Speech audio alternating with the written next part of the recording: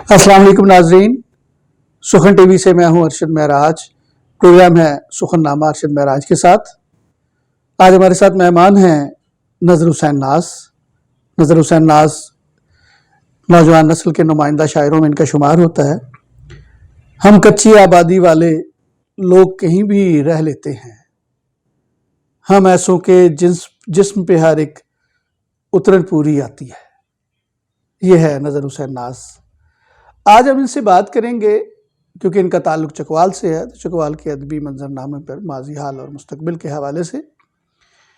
تو چکوال ایک دھن کوہن کا علاقہ ہے اور یہ اپنی پہچان پنجاب کے دیگر علاقوں سے مختلف کروانے میں فخر محسوس کرتے ہیں۔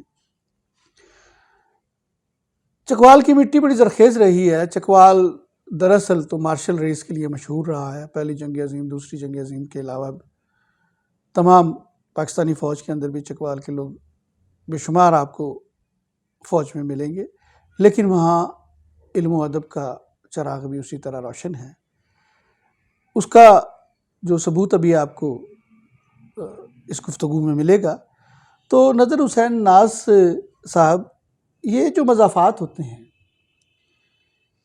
اس کے بارے میں مظہر نیازی نے کیا خوبصورت شعر کہا تھا، نور سے دور سیاہ رات میں زندہ رہنا۔ کتنا مشکل ہے مضافات میں زندہ رہنا۔ واہ، کیا بات ہے۔ کیا خیال ہے، مضافات میں رہنا مشکل ہوتا ہے؟ بالکل بجا کہہ رہے ہیں جی، مضافات میں رہنا واقعی مشکل ہے۔ مرکز کی نسبت بہت ساری سہولیات کا فقدان، اور پھر مضافات کی زندگی اور مراکز کی زندگی میں بہت زیادہ فرق ہوتا ہے۔ آپ کی ایک لگی بندی روٹین اور پھر آپ کا وہ انوائرمنٹ، وہ آپ کو بہت ساری چیزوں سے بے خبر رکھتا ہے۔ آپ جب مرکز میں بیٹھے ہوئے ہیں تو آپ عالمی منظرنامے سے بھی واقف ہوتے ہیں۔ مضافات میں بیٹھے ہوئے لوگ عمومی طور پہ اپنے شہر سے بھی واقف نہیں ہوتے۔ اچھا، بہت ساری چیزیں جو ہیں وہ لا علمی میں گزر رہی ہوتی ہیں، تو مضافات کی زندگی واقعی مشکل ہے۔ مگر لا علمی ایک نعمت ہے۔ بے شک یہ بھی ہے۔ اچھا اچھا، کہ ہاں چلیں، یہ تو اچھی بات ہے۔ وہ جان لینا ایک عذاب ہے نا، کہ چھین لے مجھ سے حافظہ میرا۔ بے شک بے شک ایسا ہی ہے۔ اچھا، آپ نے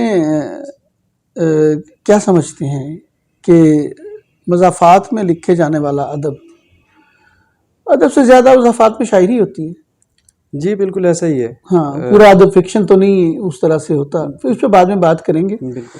لیکن جو شاعری مضافات میں ہو رہی ہے، کیا وہ مراکز سے منفرد ہے یا مختلف ہے، یا وہ ایک خاص جو ایک ٹرینڈ بن جاتا ہے، اسی ٹرینڈ کی طرح مضافات میں بھی شاعری لکھی جا رہی ہوتی ہے؟ دیکھیں، میری رائے اس پہ یہ ہے کہ مضافات چونکہ مرکز سے ہٹ کے آ جاتے ہیں، مضافات کا رہن سہن، ان کا عمومی رویہ، ان کا انوائرمنٹ، ماحول اثر انداز ہوتا ہے۔ بہت ساری چیزیں وہ ہیں جو کہ مرکز میں رہ کے آپ پہ اثر انداز نہیں ہو رہی ہوتی۔ ان کا مشاہدہ مرکز میں رہ کے جو مشاہدہ کیا جاتا ہے اس سے مختلف ہوتا ہے۔ جس مشاہدے کے ساتھ وہاں پہ شاعری کی جاتی ہے وہ چونکہ مختلف ہوتی ہے، تو جب شعر سامنے آتا ہے تو وہ چونکاتا ہے کہ یہ کچھ الگ ہے۔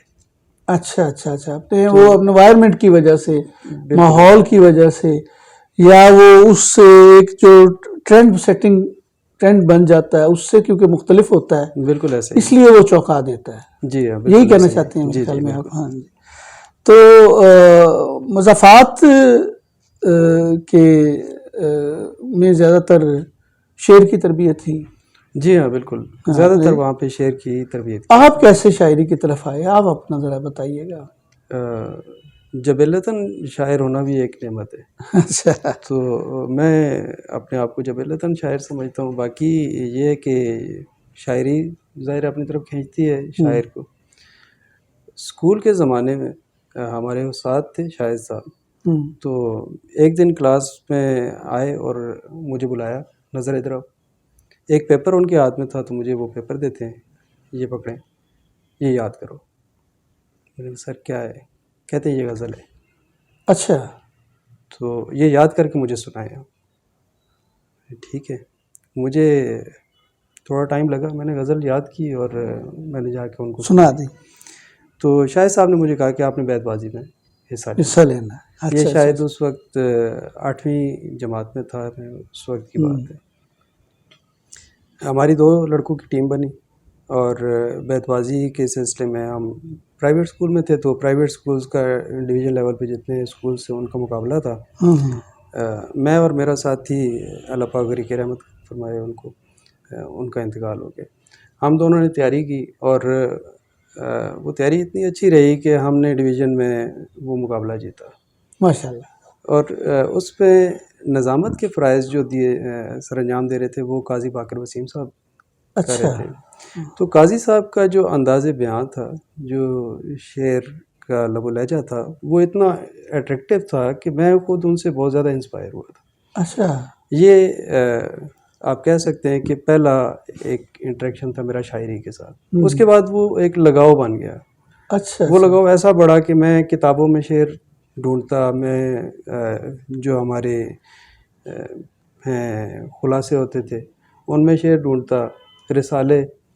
ابو جو ہیں وہ میگزین لے کے آتے تھے، ہفتہ وار میگزین ہوتا تھا خبریں کا ایک، اس میں صفحہ اس میں صفحہ ہوتا ہے ادبی صفحہ اور شاعری کے حوالے سے، وہ میں پڑھتا تھا بڑے شوق سے. تو آہستہ آہستہ شعر جو ہے وہ رچ بس گیا. اور شروع میں تو پتہ نہیں چلا، کہیں پہ کوئی نہ کوئی مصرع جو ہے وہ کہنا شروع کر دیا، لیکن معلوم نہیں ہو پایا.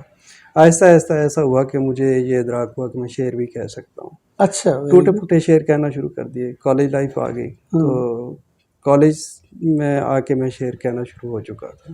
اچھا. یہ غالباً 2001 کی بات ہے.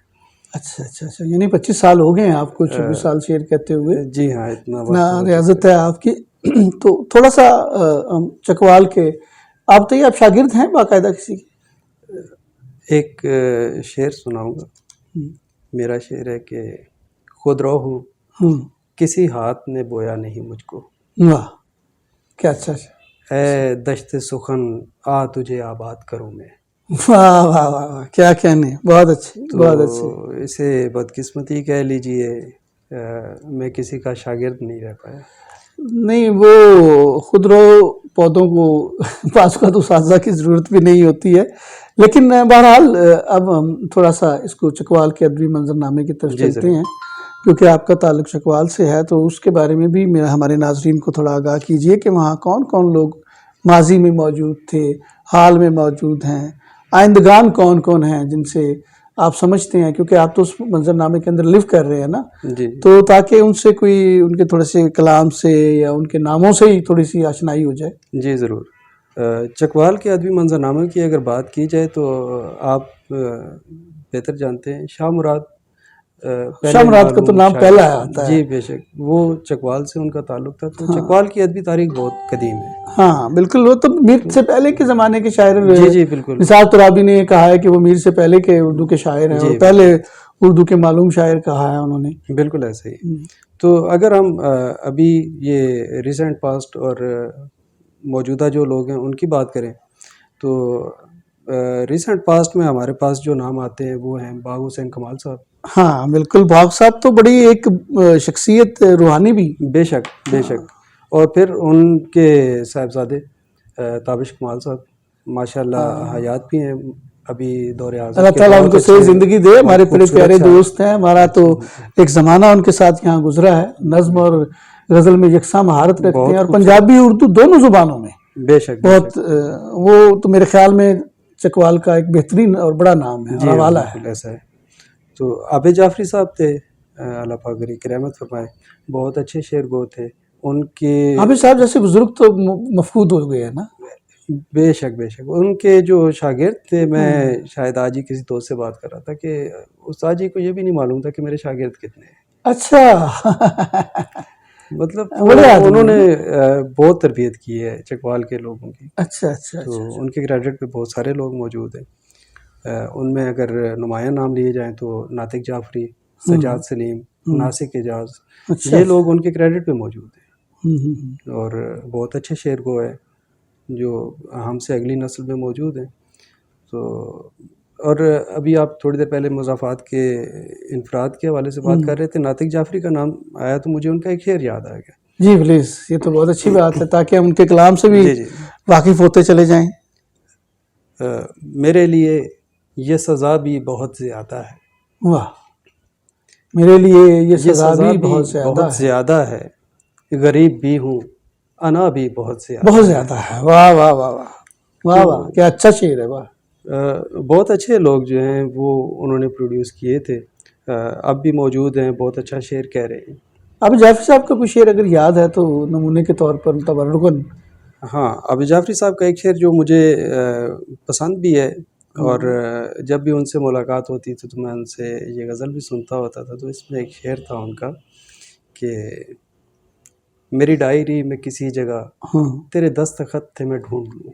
واہ واہ، کیا رواں مصرع ہے. اور کیا، میری ڈائری میں کسی جگہ تیرے دستخط تھے میں ڈھونڈ لوں، کوئی ایک خط تیرے ہاتھ کا تھا لکھا ہوا، وہ کہاں گیا. واہ واہ واہ واہ واہ واہ. اچھا، اور بھی تو لوگ ہیں وہاں. جی، موجودہ منظرنامے کی اگر بات کی جائے تو کیونکہ غیر معروف لوگ ہیں تو بہت کم لوگ جانتے ہیں. ناصر اجاز صاحب بہت اچھا شعر کہتے ہیں، غزل کے بہت اچھے شاعر ہیں. سجاد سلیم صاحب نظم اور غزل دونوں میں بہت اچھے شاعر ہیں. ناطق جعفری صاحب کا میں ذکر کر چکا ہوں. ہمارے دوست مدثر عباس موجودہ منظرنامے میں بہت خوبصورت شعر کو ہیں، بڑا اچھا شعر کہتے ہیں. اس کے علاوہ خمار میر زادہ ہیں. خمار میر زادہ تو بڑا ہی مرصع مصرع کہتے ہیں اور بہت پڑھا لکھا نوجوان ہے. بہت خوبصورت شعر کہنے والے شاعر ہیں.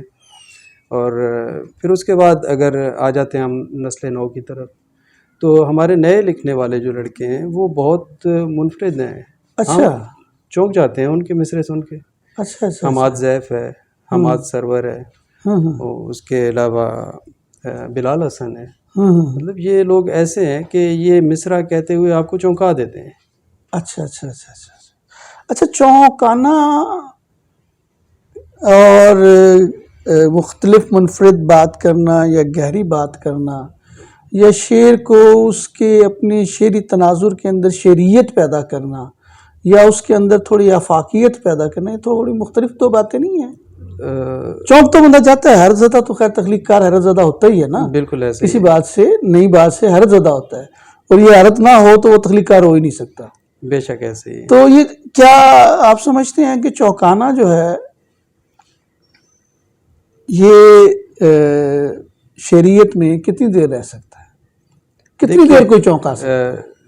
کوئی بھی چیز ہے وہ آپ کو فرسٹ امپریشن میں ہی چونکاتی ہے، لیکن کیا آپ اس کو برقرار رکھ سکتے ہیں، یہ تو آپ کے اپنے شعر کہنے پہ ہی منحصر ہے. تو تواتر سے بھی لوگ ایسا شعر کہتے ہیں جو آپ کو چونکاتے رہتے ہیں. منور عزیز صاحب چکوال کا ایک بڑا منفرد حوالہ رہے ہیں، تو ان سے آپ کی ملاقات رہی کبھی؟ جی ہاں، منور عزیز صاحب سے میری 3 ملاقاتیں ہیں. اچھا جی، منور عزیز صاحب ماشاءاللہ بہت چست مصرع کہنے والے، بہت خوبصورت شاعر. تو اب تو خیر وہ پاکستان سے ہجرت کر چکے ہیں، لیکن ان کا جو حوالہ ہے وہ چکوال ہی رہے گا.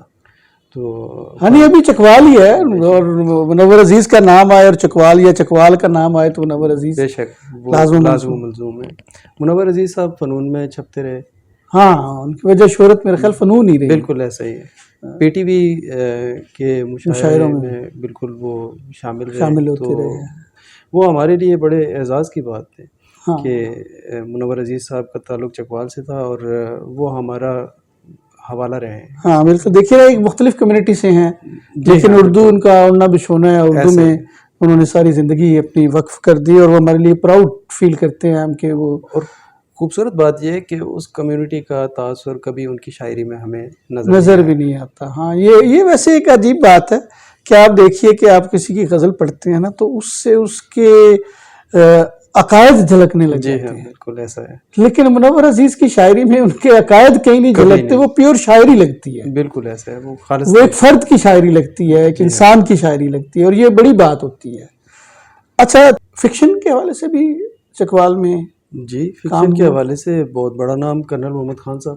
ہاں، یہ وہ تو واقعی بڑا نام ہے. وہ تو میرے خیال آسودہ خاک بھی ادھر ہی ہیں. جی بالکل. ہاں، ان کی قبر بھی وہیں ہے، دفن بھی وہیں ہوئے ہیں. چکوال میں ہی ہے، اپنے آبائی گاؤں میں ہی وہ دفن ہوئے ہیں، دفن کیے گئے تھے. تو کرنل صاحب تو کسی تعارف کے محتاج ہی محتاج نہیں ہے بالکل وہ تم کو. اور اگر ہم موجودہ دور کی بات کریں تو نعمان فاروق صاحب ہاں شاعر بھی ہیں اور اس کے علاوہ افسانہ نگار بھی ہیں ناول نگار اور ان کے دو دو ناول آ چکے ہیں. بچوں کے لیے بھی انہوں نے جی ناول لکھا بچوں ہے. کے لیے بھی وہ لکھتے ہیں. ہاں وہ بڑے فکر مند ہیں اس اجڑتی ہوئی جو تہذیب ہے کٹاس راج کی اور اس کے پیچھے جو ڈنڈوت وہ سیمنٹ فیکٹریاں ہیں وہ جس طرح سے پالوٹیڈ کر رہی ہیں پوری ویلی کو اور وہاں پانی کا جو مسئلہ نیچے جا رہا ہے وہ اس ہیریٹیج کو محفوظ کرنے کی بڑی کوششیں کر رہے ہیں اور بڑے درد مندی سے یہ وہ چکوال کے ساتھ محبت ایک رکھتے ہیں. اور یہ ایریا جو ہے دیکھیے چکوال کہاں سے شروع ہوتا ہے اور وہ کھیوڑا اور وہاں تک اور کلر کہار اور کیسی خوبصورت ویلیاں ہیں. اچھا چکوال میں 3 تہذیبیں بن جاتی ہیں. اچھا دن، کہون اور ونہار یہ 3 علاقے ہیں. اچھا اور یہ تینوں علاقوں کی اپنی اپنی تہذیب ہے. اچھا اچھا اچھا اچھا اچھا اچھا اچھا. یہ نعمان فاروق صاحب جو ہیں یہ ونہار اور کہون کے سنگم پہ ان کا گھر ہے. تو یہ دونوں تہذیبوں کے درمیان میں موجود ہے اور ان دونوں تہذیبوں کو جب اجڑتے ہوئے دیکھتے ہیں تو ظاہر ہے ایک مٹی سے جو رشتہ ہوتا ہے وہ آپ کو تڑپاتا ہے. ظاہر ہے بالکل. تو دیکھیے نا وہ جو راج کٹاس ہے اس میں وہ شیو کا آنسو گرا بالکل اس کا برہما کا آنسو گرا ایک متھرا میں ایک یہاں پر اور وہ کتنی تاریخی جگہ ہے کتنے تاریخی مقامات ہیں اور وہاں پر بدھسٹ بھی بدھوں کا بھی ہیں موجود ہیں اور ہندوازم کا بھی ہے.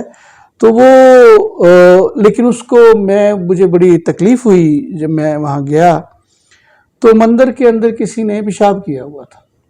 دیکھیے یہ تو ہماری اخلاقی پستی کی نشانی ہے. بحیثیت قوم ہم بہت ساری چیزیں نہیں سیکھ پائے تو یہ تو ہماری بحیثیت قوم تربیت کی کمی ہے اور ایسا ہونا نہیں چاہیے. مندر ہو یا مسجد ہو وہ عبادت گاہ ہے اور عبادت گاہ کا اپنا ایک احترام ہے وہ موجود رہنا چاہیے.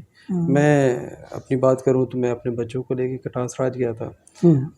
مندر کھلوائے گئے تھے. ہم نے وہاں پہ مندر پہ جا کے میں نے اپنے بچوں کو ان کے بارے میں بتایا. تو اچھا مزے کی بات یہ ہے کہ مجھ سے زیادہ میرے بچے جانتے تھے ان کے بارے میں. اچھا آج کل ڈیجیٹل دور ہے. ڈیجیٹل دور ہے تو اچھا تو اس سے یاد آیا کہ یہ جو ڈیجیٹل دور آ گیا ہے تو کیا اب یہ فاصلے مضافات اور مراکز کے کم نہیں ہوگے اور یہ جو ایک لکھا جا رہا ہے یہ ایک دم سے ٹریول کر کے دوسری جگہ نہیں پہنچتا اور یہ اثر انداز نہیں ہو رہا مضافات کے ادب پہ؟ بالکل اثر انداز ہو رہا ہے. آپ نے بہت اہم بات کی ہے. سوشل میڈیا نے بہت ساری چیزیں جو ہیں ان کو آسان کر دی ہے. تھوڑا سا بیک گراؤنڈ جاؤں گا. میں کراچی میں تھا کیونکہ پیشہ ورانہ مجبوری ملازمت کے سلسلے میں کراچی میں تھا. تو مجھے ایک دوست کے ریفرنس سے ایک شاعر تھے میں نام نہیں لوں گا تو ان کے ساتھ میرا رابطہ ہوا. میں نے ان سے ٹائم لیا. انہوں نے مجھے کہا کہ آپ کل 3 بجے پریس کلب آ جائیں. میں 3 بجے کی بجائے 2 بجے پریس کلب پہنچ گیا.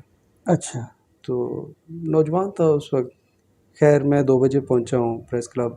وہاں جا کے میں ان کا انتظار کرتا رہا ہوں. موبائل نہیں تھے اس وقت ہمارے پاس. اچھا. تو پی ٹی سی ایل پہ رابطہ ہوتا تھا.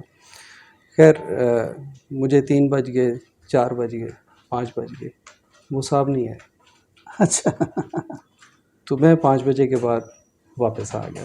میں کم از کم 1 گھنٹے کا سفر کر کے گیا تھا. 1 گھنٹے کا سفر واپس کر کے.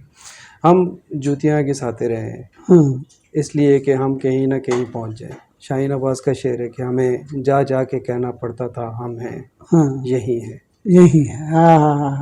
کہ جب موجودگی ہوتی نہیں تھی. واہ واہ واہ. ہاں. اور اب تو سوشل میڈیا ہے. سوشل میڈیا پہ آپ نے ایک کلک کرنا ہے ایک بٹن دبانا ہے اور آپ پوری دنیا میں کہیں بھی پہنچ سکتے ہیں. بہت آسانیاں ہو چکی ہیں. لوگ جاننے بھی لگ گئے ہیں. جی ہاں دور بیٹھے ہوئے بھی جانتے ہیں. بہت دور بیٹھے ہوئے بھی ایسا لگتا ہے کہ جیسے پاس بیٹھے ہیں. آپ سے بہت خوبصورت گفتگو ہوئی. ہم نے چکوال کے ادبی منظرنامے پر سیراسل ناظرین گفتگو کی اور چکوال کو یاد کیا اور بہت سارے ایسے دوستوں کو یاد کیا جو اس دنیا میں نہیں ہیں اور جو موجود ہیں اور جو تھوڑا سا منظرنامے سے غائب بھی ہیں. ان سب کو آپ سے اجازت چاہتا ہوں. اگلے پروگرام میں آپ کے ساتھ ایک نئے موضوع کے ساتھ حاضر ہوں گا. چینل کو سبسکرائب کیجئے گا اور زیادہ سے زیادہ شیئر کیجئے گا. بہت شکریہ. اللہ حافظ.